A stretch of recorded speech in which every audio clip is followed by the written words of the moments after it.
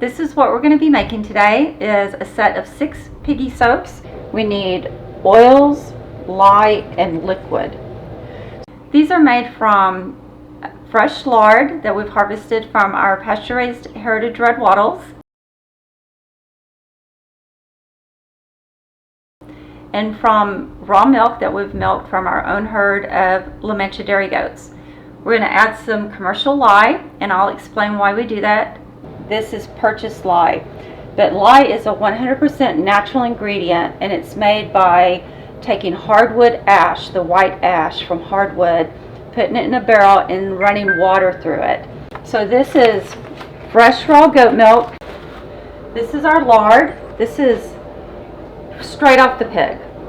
It has no processing, no chemicals, no harsh heat. You simply slice the back fat, simmer it over low heat, such as a keep warm in a slow cooker, and skim off the cracklings, and then chill. The clear liquid turns into lard. We also have a measuring cup. We have our piggy molds. We have a scale that measures ounces, and we have a pot on the stove. This is to heat our oil. And we have a thermometer because in soap making, temperature is very important. 2 cups, that's 16 ounces. I'm going to turn on my scale with the pot on here and set this to ounces. Now this is fresh lard. I rendered it about 2 weeks ago, and it's been in the refrigerator. I'm just going to scoop it in here. Okay, that's 15.9 ounces. So the other thing I'm going to add today is just a tiny bit of beeswax. And you don't want to add too much because it'll make it set up super fast, and then you won't have the pretty molds. But this will give us a harder, long-lasting soap. This is beeswax from my dad's bees. It's they make wildflower honey, harvested from the pollen from the natural flowers and trees and weeds that we have in the area. So I'm going to just break this into as tiny a piece as I can until I get up to 16. That's because the beeswax has a much higher melting point than the lard, so we're going to have to watch our stove carefully. I'm just going to put this over the lowest heat that I can and let it do its thing. The next step is going to be to combine our goat milk and lye. And for that, I'm going to use a pair of nitrile gloves. The reason that we use gloves in handling lye is because it's extremely caustic.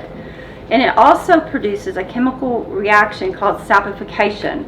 And this is the chemical reaction that literally changes the composition and binds oils and liquid and lye into soap. So what happens if you get any lye on yourself, it will start turning, it will combine with the oils in your skin and start making soap on your arm, which is extremely unpleasant. And so I am also going to wear a mask so that I do not inhale any lye.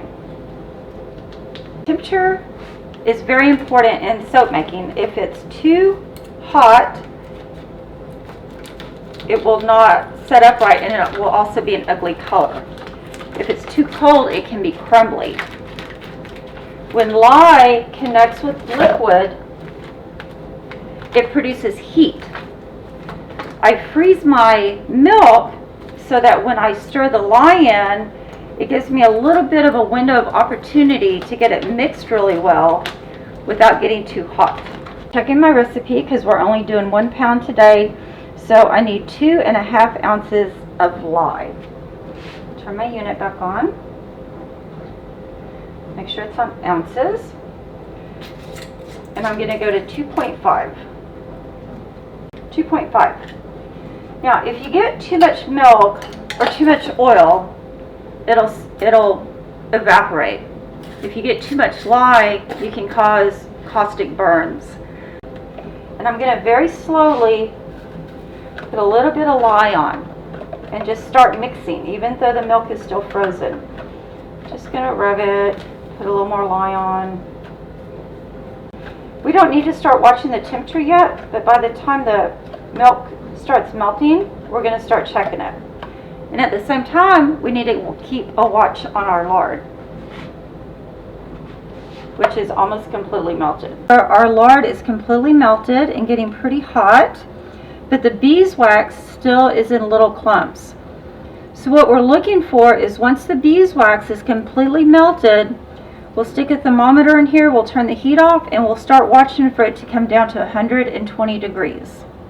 Our lard and beeswax is completely melted and it's cooled back down to about 115 degrees. I'm going to very slowly add the oils into the lye and milk mixture.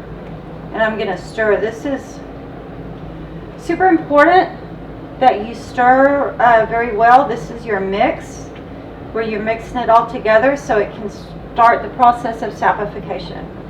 We've added the rest of our oil. We're still stirring. We have one more step. I add some natural wildflower honey from my dad's bees. He lives next door to me, which is super nice. I'm just going to do a dollop. Now, I do sometimes make soap on special order that has essential oils or other additives. But I don't do that for myself because I like the 100% clean, natural product. If you do want to add color, you can add oatmeal, you can add lavender tea leaves, you would add your essential oils or CBD at this point. But for me it's just honey, and I'm going to start my timer for 5 minutes. And I'm going to stir the heck out of it for 5 minutes. Okay. So there's our timer. I'm going to dismiss it. We've been stirring for 5 minutes. We have a very smooth combination here. I'd like to see it a little bit thicker, almost as thick as a thin pudding. But we're going to go ahead and pour it into our molds. And you can see I've put the molds, these are silicone molds, on a cutting board. And that's so that I can move the soap before it's completely set up. So I'm just going to pour it in. Whoops. That's fine. Don't worry if you spill a little.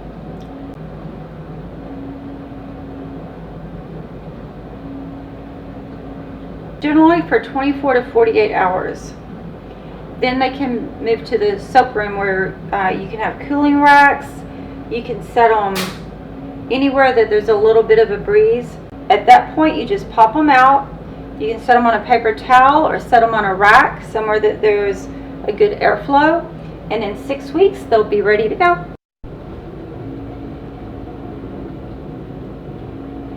I'm Becky Burkheart with Cedar Break Farms, and I'm here with Epic Nature, and today we're making soap.